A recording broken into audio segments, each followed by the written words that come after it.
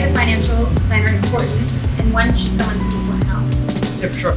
So, in all honesty, I think finding a financial planner as soon as possible is key. One thing that I tell my clients is we put together plans for people for $50,000 a month, and we also put together plans for people for $100 a month. There's never going to be any point in time in your life where there's this light bulb that goes off that, okay, now's the perfect time for me to start planning.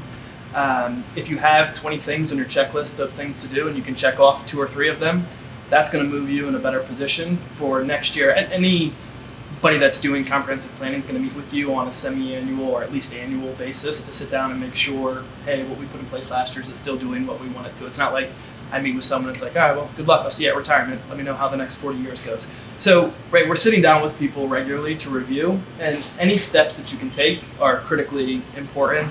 And the power of compound interest is also incredibly important.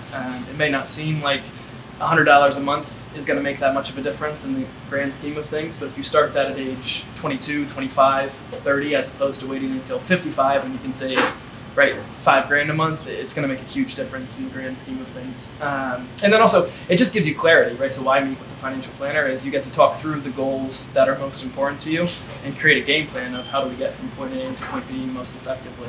Even if it's not something that you can address today, at least you're going to have some, like I said, clarity in regards to how do we move the needle forward. With that, talking to a financial planner, obviously there's an interview process. Like, how do you go about interviewing a financial planner, finding someone that makes sense for you, and how do you know? How do you vet this person? Yeah, no, for sure. So, because I sit down with a lot of people all the time that are working with another financial advisor, and the thing that I tell everyone is that trust is the most important thing with the financial advisor. If you have somebody that you're working with that you trust, I tell people all the time, like, I'm not here to step on anyone's toes. If they're doing a good job, and we'll double check things, right? But if they're doing a good job and you trust them, keep your stuff with them. If, again, that's the relationship that you have. But any good advisor, similar to what Claire was alluding to, is like they're going to look at everything. It's not just about making $1 grow to $2. That's obviously a critically important component to a financial plan, but making sure that it's growing from $1 to $2 in the most tax efficient manner and how everything ties in is critically important. So you always want to make sure you have somebody that's driving the ship, right? I have some people that, well, I have this guy that manages, or this person at work helps with my 401k or whatever the case may be, and then I have an accountant over here, an attorney over here, or whatever, but there's nobody that's like helping do all the planning. Having somebody that's making sure everything coincides. It's like any sports analogy, right? You could have the best player, but if all the teammates don't work together, then it's not going to be as successful. Sure. Yeah.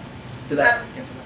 Yes and no. Okay, cool. The follow-up to that is, what specific questions would you ask to make sure that someone is qualified and capable of managing your money, whether it's $100 a month or $50,000 a month? For sure, yeah. So I think you want to make sure that someone takes a comprehensive approach, right? The first meeting with a financial advisor, in my opinion, at least how we do it, is to sit down and just have a discussion around what's most important to you. It has nothing to do with talking about products or solutions or anything like that. Because if someone asks, hey, Isaac, what should I do with my money? Well, it's impossible for me to tell you what to do without knowing what's most important to you. So they should certainly create a personalized plan for you specifically. It shouldn't just be, okay, well, I like XYZ fund and that's what we're going to invest in, or hey, this is a blanket solution for everyone. Is there a place to check up on their capabilities? For sure, yeah. How much return they're getting?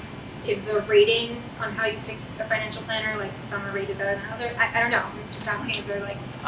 There's an advisor check, right, where you can look and see if anybody has any complaints against them. FINRA, do you know the website, FINRA Advisor? Yeah, it's broker check. Broker check, yeah. Okay. FINRA broker check. So you can look and see if they have any complaints against them, or if they've done anything illegal in the past. Those would be people, obviously, to Sure. avoid. I think as far as planning is concerned, there's a lot of different designations in our industry. So basically, if people have letters behind their name, it means that they've taken some tests in Sure. regards to how financial planning works and how it all ties in with itself. So I would look for somebody. So extra presumably- letters, got it. Yeah, letters are good behind someone's name. It just means that they're Sure. more going to do a more comprehensive plan than just the basic. Again, Okay. hey, I'm making $1 growth. And again, I don't want to downplay that. Is critically important. Sure. But the fact of the matter is that rate of return is also based upon your overall risk tolerance, right? So if someone is just looking at like, well, my neighbor made 10%, I only made 6%, my advisor is not very good. well, they might be in all right equity funds. You might be a much more conservative investor. So like rate of return is a difficult thing to base things on. But that being said, if they're clearly underperforming, that's an issue. But that's a tough one to judge things off of, I would say. More so important than that is does the plan make sense? Are the things that they've laid out for you realistic? Like, is the rate of return that you're showing you, given the investment asset allocation that you've selected, is that realistic, and are they hitting that goal? That is more important, I would say, than just are they the highest performing asset class that given year. Okay, so extra letters behind their name is the key factor there.